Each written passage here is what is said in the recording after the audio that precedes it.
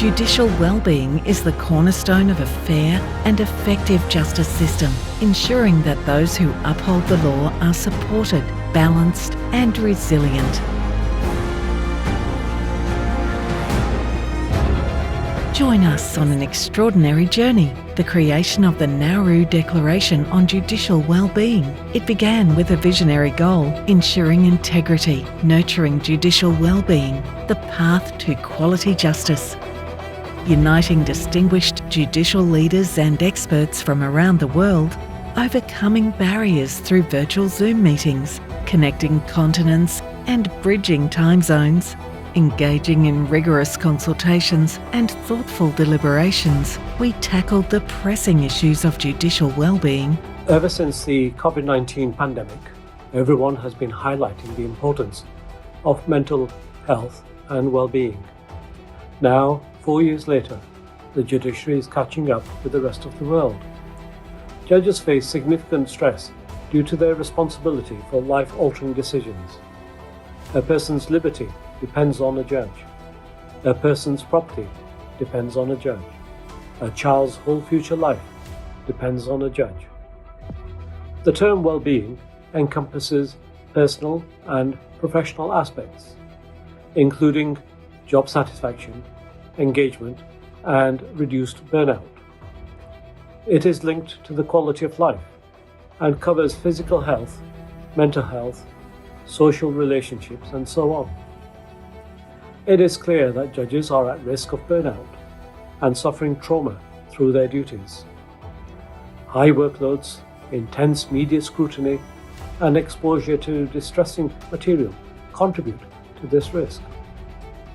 If judges neglect their own well-being, it can lead to an impact on the public's trust and confidence in the judiciary. We must not forget that one problem with our well-being comes from within our own network, namely from leadership judges. Poor leadership behaviour impacts massively on individual judges' well-being. I was honoured to be invited to join the committee to help draft the Declaration on Judicial Wellbeing. It has not been an easy task, corresponding with each other by emails and through video meetings. There was no other option as we are all at opposite ends of the world. We, the committee members, have been helped enormously through the leadership of the committee by Justice Rangajiva Wimalasini, through the hard work of writing drafts by Dr. Kali Schrader, and by the assistance of our colleagues in the United Nations team. This remains work in progress and will go on for many years as we try to get the declaration adopted by every Chief Justice and every government. We hope other judges will join us to help carry the torch of judicial well-being around the world, and hope the flame does not die out due to fatigue. Judicial wellbeing has been the focus of my work for the past 10 years. When I embarked upon this work, the topic of judicial stress and wellbeing was completely taboo. To suggest that judges might be impacted by their work or experience the same range of emotions and psychological responses as the rest of us was anathema to the long-standing cultural myth of judicial invulnerability. But of course, judges are and always have been human. Pretending otherwise is not only naive, but creates disproportionate anxiety around very natural, human and manageable responses to the uncommon and increasing pressures of judicial life. Judicial wellbeing is not a given, but it is important for individual judges, for the integrity of judicial decisions, and ultimately for public confidence in the courts. I am enduringly interested in what it takes to do this important work well and to stay well while doing it.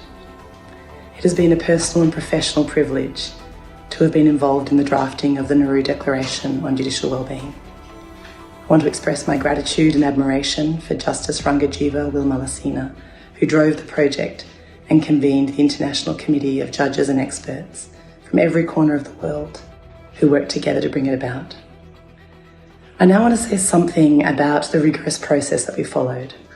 Since April, we have met regularly online to craft this declaration.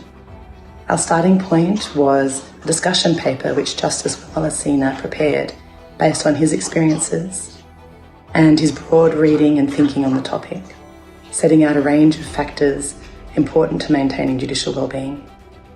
All members reviewed and offered other ideas and suggestions, and these were discussed in detail in the meetings. This afforded us a comprehensive understanding of the matters affecting judicial wellbeing across contexts and the priority actions for the committee. It was a long list. My role was then to go through these ideas methodically, incorporating knowledge from empirical studies on judicial wellbeing and best practice frameworks from occupational wellbeing research more broadly, to identify themes that could be developed into universal principles. There were 3 iterations of the principles drafted and meticulously debated and discussed before we arrived at the 7 you are endorsing today. These final 7 encapsulate both the breadth of experiences and concerns expressed around the world and provide focus for the cultural and systemic enhancement of judicial wellbeing internationally. It is with great pleasure and optimism that I endorse the proposed Nauru Declaration on Judicial Wellbeing and commend it to the attention of judges and judicial leaders everywhere.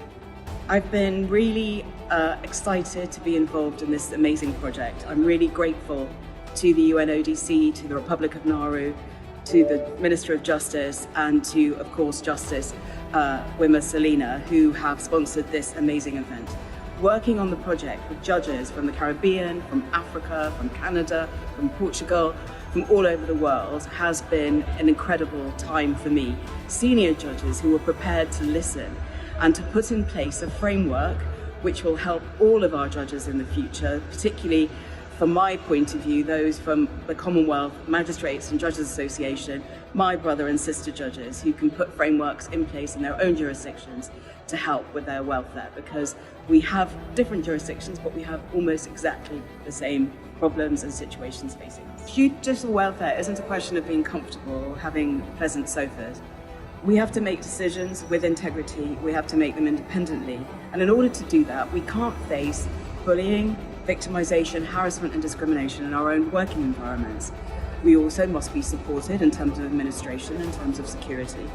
And welfare, therefore, is at the heart of judicial society and therefore at the heart of our community. The task of adjudication is not an easy one. It requires the optimum operation of the capacity of the judge. Where lack of well-being threatens that capacity, justice becomes deficient.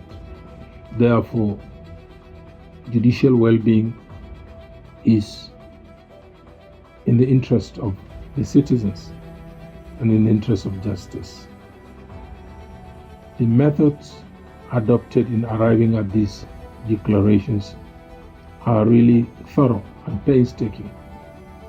Research, learned and lived experiences, and lots of measurable indicators impelled some of these declarations. It is therefore something that I'm really proud to be associated with. I support and encourage the adoption of these declarations by all judiciaries in the interest of their citizens and in the interest of justice. My name is Tatiana Veres, and I coordinate the activities of the UNODC Global Judicial Integrity Network. I am absolutely convinced that judicial well-being is essential in maintaining judicial integrity. When judges are well, they are also well equipped to uphold the judicial values and deliver high-quality work. Conversely, when judges are overworked or stressed, they are at a higher risk of making errors and having their concentration, empathy, or impartiality compromised. By promoting judicial well-being, the judiciary not only improves lives of judges and their performance, but ultimately enhances public trust and credibility of the system, therefore promoting greater access to justice. I am very pleased that our UNODC work on the topic has inspired new judiciary-led initiatives. For any challenges faced, it is so important to collaborate, develop solutions together with judges, and actively listen to their needs. I therefore wholeheartedly welcome the international and inclusive approach undertaken in developing this declaration. The document provides valuable insights for judiciaries all around the world, and I congratulate the judiciary of Nauru for their leadership. I look forward to seeing this important document endorsed by those attending this conference and to continuing to support this crucial topic. It has been an honor and a pleasure to participate in the drafting of the Declaration of Judicial Well-Being under the masterful leadership of Justice Willema Lasina, who deserves much credit for his commitment and skill in facilitating the creation of the Declaration. It truly has been a remarkable experience to meet with colleagues from around the world at every time of day or night that you can imagine, considering all of the different time zones that we live in. Judges have an important public responsibility. They become intimately involved in people's lives, their problems, their experiences, and sometimes their traumas. Our roles involve human dynamics and behaviors in real time, in the public domain, and often in stressful circumstances. Judicial decisions have significant consequences. The fulfillment of these duties and responsibilities requires well-being. Judicial well-being will ensure that judges, the decision makers, have the capacity required to serve the public under the increasingly challenging circumstances that judges work in. As a result, judicial well-being should be recognized and treated as a priority for courts, including judicial leadership and court management. Our committee's goal was to promote the recognition of judicial wellness as a priority. Everyone thoughtfully contributed to our virtual meetings and email exchanges and shared experiences, points of view, and perspectives. Although each of our experiences varied in terms of the places in which we live and work, our tenure as a judge, our areas of expertise, and our roles within the court, we were united in our view that the promotion of judicial wellness will reinforce judicial integrity and will benefit the public that we serve. Ultimately, we developed the 7 principles of judicial wellness that are before you. I am proud to endorse the proposed Nauru Declaration of Judicial Wellness. Thank you very much to everyone that I had the pleasure of working with in developing that declaration. In particular, I endorse and repeat my thanks and gratitude to Justice Willema Lasina and as well UNODC. Thank you. A pleasant day to you, colleagues. I am Brian Sykes, Chief Justice of Jamaica. It has been one of the highlights of my career as a judge and as Chief Justice to be at the inception of and contributing to a document that will become a standard of equal status to the Bangalore Principles. It is no exaggeration to say that the Nauru Declaration on Judicial Well-Being is an important first step in recognizing appropriately that the biggest asset of a court is a healthy judge. That should really be corrected to say that without a healthy, efficient judge, no court system can function. It follows that we as Chief Justices and court leaders must be prepared to cast aside old modes of thinking and embrace the idea that a healthy, efficient judge is vital to governance, vital to the maintenance of democracy, and vital to the rule of law. I wish to thank President Rangajiva Willema Lasina for the leadership he has shown in getting the declaration to this point. The process has been open, fair, and accommodating of different points of view, but always guided by the burning desire to produce a document that was comprehensive in its approach to this important issue. The Nauru Declaration will become a seminal global document, and as soon as approved by this esteemed body, I am committing myself and our judiciary to a complete adoption and implementation of the principles. Once approved, it will be an integral part of our orientation process for new judicial officers and will be incorporated in our training sessions. Thank you, President Rangajiva Wimalasena, and congratulations on a job well done. Judges and judiciaries globally are recognized as the guardians and enforcers of the rule of law. They are also accepted as the protectors and enforcers of the rights of all persons, be it natural or legal. Society demands them to discharge their duties and responsibilities with integrity, fairness, competence, and free from bias or influence. However, challenges such as backlogs, lengthy trials, unnecessary media attention, lack of support facilities or poor facilities, be it courtrooms and or other facilities, creates significant pressures on judges worldwide, and it contributes adversely to their well-being, with some ending up in early deaths or departures and others with serious medical conditions. Historically, the well-being of judges and judiciaries has not received any significant attention, despite its critical connection to judicial integrity. Neglecting the welfare of judges can have adverse effects, leading to premature departures and impacting upon the quality of justice delivery and ultimately compromise the integrity of the judiciaries. At long last, under the most capable leadership of His Honor Justice Rangajiva Wimalasena of the Nauru Court of Appeal, with the support of the UNODC and other technical experts, a conversation has started with global reach and global participation of some of the finest Chief Justices in the world and other judicial officers. Again, like I said, with some technical experts' support.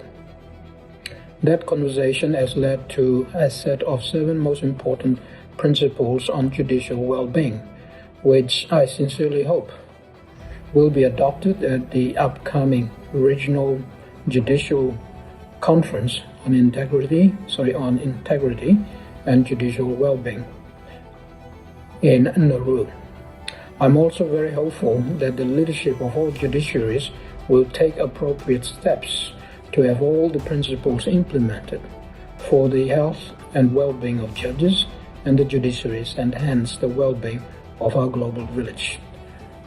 Once again, thank you, Justice Rangajiva Wimalasena and the team, for giving me the opportunity to be part of this historical and important working and drafting committee.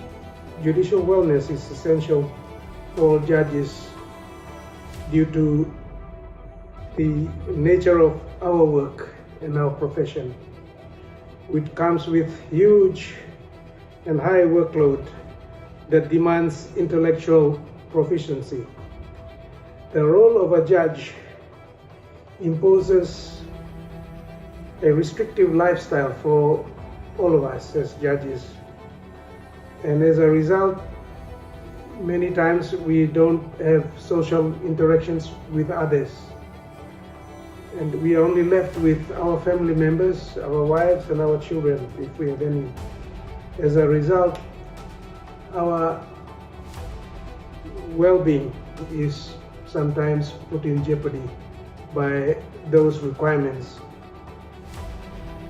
As a result, there is also intense public scrutiny over us judges because of the line of work we do, because we judges determine lives of other people in relation to their future, in relation to their well-being, and in relation to their families. And as a result, we come under intense pressure as to the roles that we play in the society.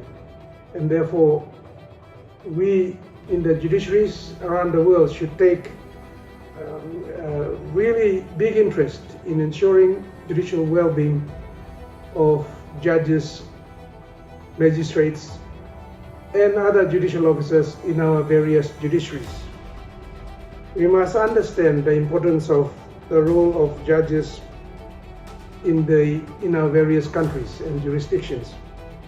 Judicial wellness and positive impact is important because if we have the judges working well and the outcome of our work, the productivity of our work and the quality of our work, we need to be healthy. Our well-being, therefore, is essentially vital for the work we do as judges. And therefore, I want to congratulate you, my brother Rangajiba, for driving this project to becoming a reality. And I'm privileged and honored to have been part of the committee in drafting this very important document for judicial well-being. Thank you. Dear colleagues, ladies and gentlemen, today we gather here to address a critical issue, judicial well-being. The pressures on judiciaries are unprecedented, making the well-being of our judges essential for the integrity and efficiency of justice worldwide. Judges face immense stress, high workloads, and often isolation. These factors compromise their mental health, leading to burnout, reduced productivity, and ultimately impairing their ability to deliver justice. We must confront these challenges head-on. Our focus today is on a groundbreaking document that addresses this very issue through a pioneering approach. The journey to create this document was marked by an extensive collaboration and innovation, demonstrating the power of collective and shared commitment. In conclusion, judicial well-being is not a luxury, it is a necessity. Let us then commit to creating a more resilient judiciary. Some years ago, the Caribbean Association of Judicial Officers carried out a wellness survey among its membership. The results indicated that judicial stress was pervasive and needed to be taken far more seriously than it currently is.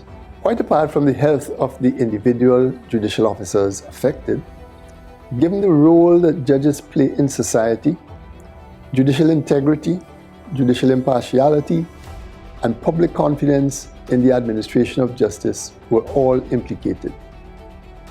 I was therefore delighted to have been invited to participate in the crafting of this Nauru Declaration on Judicial Well-being. Under the astute chairmanship of Justice Vimalasena, President of the Nauru Court of Appeal, a representative sampling of judges from all corners of the world have worked hard together to put this document, this important document, into good form. I have every confidence that this declaration will play a key role in drawing global attention to this issue of judicial stress and in encouraging the taking of constructive measures to assure judicial wellness. I thank my colleagues for their collegiality, and I express gratitude to everyone who contributed to the success of this very worthy endeavor. Drafting the declaration involved meticulous effort, resulting in 7 foundational principles aimed at fostering judicial well-being. Adopting this historic declaration on 25th of July 2024 at the Regional Judicial Conference on Integrity and Judicial Wellbeing in Nauru marks a remarkable milestone in judicial history. The biggest asset for a court is healthy judges. Chief Justice Brian Sykes.